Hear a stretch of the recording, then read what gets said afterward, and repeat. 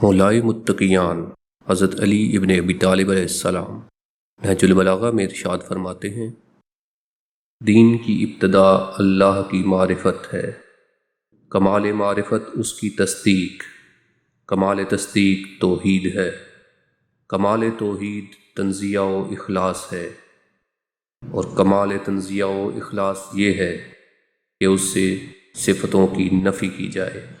اسلام ماننے کا نام، اور ماننا یقین، اور یقین تصدیق، اور تصدیق اقرار، اور اقرار ادائے احکام ہے۔ میں اسلام کی ایسی صحیح تعریف بیان کرتا ہوں جو مجھ سے پہلے کسی نے بیان نہیں کی۔ اسلام سر تسلیم خم کرنا ہے، اور سر تسلیم خم کرنا یقین ہے، اور یقین تصدیق ہے، اور تصدیق اعتراف ہے، اور اعتراف فرض کی بجا آوری ہے، اور فرض کی بجا آوری عمل ہے۔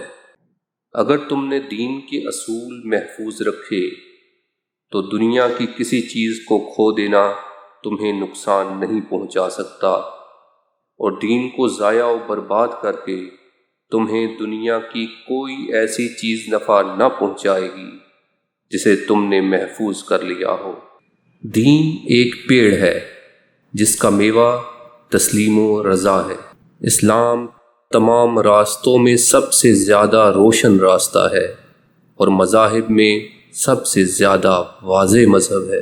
اللہ نے تمہیں اسلام کے لیے مخصوص کر لیا، اور اس نے تمہیں چھانٹ لیا ہے، اور یہ اس طرح کہ اسلام سلامتی کا نام اور عزت انسانی کا سرمایہ ہے۔ جو لوگ اپنی دنیا سنوارنے کے لیے دین سے ہاتھ اٹھا لیتے ہیں تو خدا کا قہر و غضب اس دنیاوی فائدوں سے کہیں زیادہ ان کے لیے نقصان کی صورتیں پیدا کر دیتا ہے۔ بہت سے پڑھے لکھوں کو دین سے بے خبری تباہ کر دیتی ہے، اور جو علم ان کے پاس ہوتا ہے انہیں اس سے ذرا بھی فائدہ نہیں پہنچتا۔ دین سے غافل اور دنیا کا حریص نہ بن، اور دنیا کی فانی چیزوں کو کثرت کے ساتھ جمع کرنے والا نہ بن، ورنہ یہ کام تجھے سخت عذاب میں پھنسا دے گا۔ تم دین خدا کے سلسلے میں ایک دوسرے کے بھائی ہو، لیکن بدنیتی اور بدظنی نے تم میں تفرقہ ڈال دیا ہے۔ نہ تم ایک دوسرے کا بوجھ بانٹتے ہو، نہ باہم اور دوسرے کی بھلائی چاہتے ہو۔ ہر قسم کے شبہات سے پرہیز کرو، کیونکہ شبہات تمہیں حیرت و گمراہی میں ڈال دیں گے۔ اس شخص کی قربت سے بچو جس سے تمہیں اپنے دین اور عزت کے لیے خطرہ ہو۔ زمانہ جاہلیت کے ان اجٹ آدمیوں کی مانند نہ ہو جاؤ جو نہ دین میں فہم و بصیرت سے اور نہ اللہ کے بارے میں عقل و فہم سے کام لیتے ہیں۔ دین کی چار دیواری تیری دولت کا قلعہ، اور شکر تیری نعمت کا بچاؤ۔ پس جس دولت کا محافظ دین ہو وہ کبھی مغلوب نہیں ہوتا، اور جس کی نعمت کا بچاؤ شکر ہو وہ کبھی ضائع و برباد نہیں ہوتی۔ اسلام کی ایک حد ہے، تم اس حد انتہا تک پہنچو۔ اللہ نے جن حقوق کی ادائیگی تم پر فرض کیا ہے انہیں ادا کر کے اپنی ذمہ داری پوری کرو۔ میں تمہارے اعمال کا گواہ، اور قیامت کے دن تمہاری طرف سے حجت پیش کرنے والا ہوں۔ لوگوں کے دین کی تحقیق نہ کرو، ورنہ دوستوں کے بغیر رہ جاؤ گے۔ اللہ نے چند فرائض تم پر مقرر کیے ہیں، انہیں ضائع نہ کرو، اور تمہارے حدود کار مقرر کر دیے ہیں، ان سے آگے نہ بڑھو۔ اس نے چند چیزوں سے تمہیں منع کیا ہے، اس کی خلاف ورزی نہ کرو، اور چند چیزیں جن کا اس نے حکم بیان نہیں کیا انہیں بھولے سے نہیں چھوڑ دیا، لہذا خواہ مخواہ انہیں جاننے کی کوشش نہ کرو۔ دین کی تمام خوبیاں ان چار کاموں میں سے ہیں: اللہ کی رضا کی خاطر دوسروں کی مدد کرنا، اور ان سے دوستی رکھنا، اللہ کے لیے کسی سے دوستی رکھنا اور اللہ کے لیے کسی سے نفرت کرنا، اور بغض رکھنا۔ دائیں بائیں گمراہی کی راہیں ہیں اور درمیانی راستہ ہی صراط مستقیم ہے۔ اسی راستے پر اللہ کی ہمیشہ رہنے والی کتاب اور نبوت کے آثار اور نشانات ہیں۔ اللہ کو دھوکہ دے کر اس سے جنت نہیں لی جا سکتی، اور بغیر اس کی اطاعت کے اس کی رضامندیاں اور خوشیاں حاصل نہیں ہو سکتی۔ اللہ اور مذہب پر مکمل یقین کی حالت میں سونا شک کی حالت میں نماز پڑھنے سے بہتر ہے۔ اسلام ایمان کا، ایمان یقین کا، علم عمل کا، سخی مسائل کا، اور ایمان اخلاص کا محتاج ہے۔ وہ زمانہ بہت جلد آنے والا ہے جب اسلام کو اس طرح الٹ پلٹ دیا جائے گا جس طرح کسی برتن کو اس کی تمام چیزوں سمیت الٹ دیا جائے۔ شریعت کا انتظام 3 چیزوں میں ہے: امر بالمعروف، نہی عن المنکر، اور حدیں قائم کرنا۔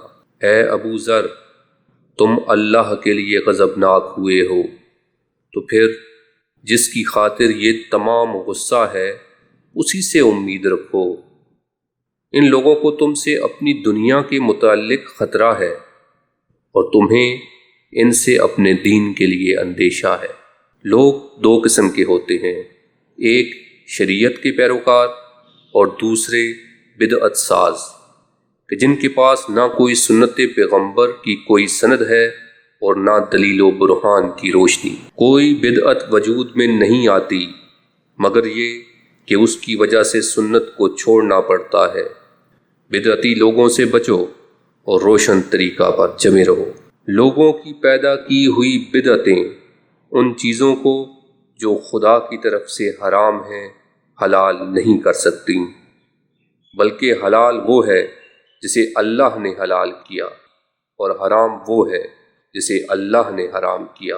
جب کوئی حدیث سنو تو اسے عقل کے معیار پر پرکھو، صرف نقل الفاظ پر بس نہ کرو، کیونکہ علم کے نقل کرنے والے تو بہت ہیں مگر اس پر غور و فکر کرنے والے بہت کم ہیں۔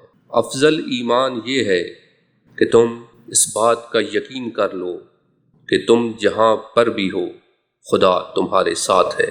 ایمان دل سے خدا اور رسول کو پہچاننا، زبان سے اقرار کرنا اور اعضاء سے عمل کرنا ہے۔ ایمان 4 ستونوں پر قائم ہے: صبر، یقین، عدل اور جہاد۔ ایمان کی علامت یہ ہے کہ اگر سچ نقصان بھی پہنچائے تو اسے فائدہ پہنچانے والے جھوٹ پر مقدم رکھو، اور تمہاری باتیں تمہارے عمل سے زیادہ نہ ہوں، اور دوسروں کے بارے میں باتیں کرتے ہوئے اللہ سے ڈرتے رہو۔ حضرت علی علیہ السلام ارشاد فرماتے ہیں، ایمان پہلے پہل ایک سفید نقطہ کی شکل میں ظاہر ہوتا ہے، اور جس قدر ایمان بڑھتا ہے اسی قدر وہ نقطہ زیادہ ہو جاتا ہے۔ ایمان ایک درخت ہے، یقین اس کی جڑ، تقوی اس کی شاخ، حیا اس کا نور، اور سخاوت اس کا پھل۔ ایمان کی راہ سب راہوں سے واضح اور سب چراغوں سے زیادہ روشن ہے۔ ایمان سے نیکیوں پر استدلال کیا جاتا ہے اور نیکیوں سے ایمان پر دلیل لائی جاتی ہے۔ اپنے ایمان کو یقین کے ساتھ مضبوط کرو، کیونکہ یہ دین کا بہترین جزو ہے۔ ایمان اس کا نام ہے کہ انسان مصیبت میں صابر اور نعمت میں شاکر رہے۔ 3 چیزیں جس کے اندر ہوں گی اس کا ایمان کامل ہوگا: غصہ اور خوشی کی حالت میں بھی انصاف، غریبی اور امیری میں میانہ روی، اور خوف اور امید کے درمیان اعتدال۔ ایمان سے علم کی دنیا آباد ہوتی ہے اور علم کی بدولت موت سے ڈرایا جاتا ہے۔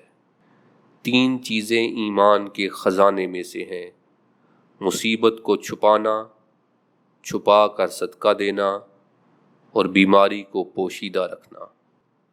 کسی شخص کا ایمان اس وقت تک درست نہیں ہو سکتا جب تک اس کا دل درست نہ ہو، اور کسی شخص کا دل درست نہیں ہو سکتا جب تک اس کی زبان درست نہ ہو۔ کسی بندے کا ایمان اس وقت تک مستحکم نہیں ہوتا جب تک اس کی زبان مستحکم نہ ہو۔ کسی بندے کا ایمان اس وقت تک سچا نہیں ہوتا جب تک اپنے ہاتھ میں موجود ہونے والے مال سے زیادہ اس پر اطمینان نہ ہو جو قدرت کے ہاتھ میں ہے۔ جو شخص بے دین ہے اس کے لیے امن نہیں، اور جس کو امن نہیں اسے عمر بھر کبھی چین نہیں۔